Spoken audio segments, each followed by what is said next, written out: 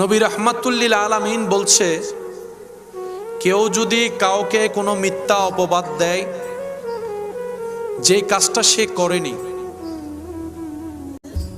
যে অপবাদ দিবে সে মরণের আগ পর্যন্ত ওই অপবাদের কাজ নিজে না করা পর্যন্ত সে মরবে না। কত বড় মারাত্মক কথা একটু চিন্তা করে দেখেন। আমি যদি কাউকে অপবাদ দিই, অমুক ব্যক্তি চুরি করেছে, কিন্তু তিনি চুরি করে, আল্লাহ আমার জীবনে এমন কাহিনী সাজাই দিবেন, জীবনে মরার আগে আমাকে চোর হতেই হবে, চুরি করতে হবে, চুরি না করা পর্যন্ত আমার মরণ হবে না।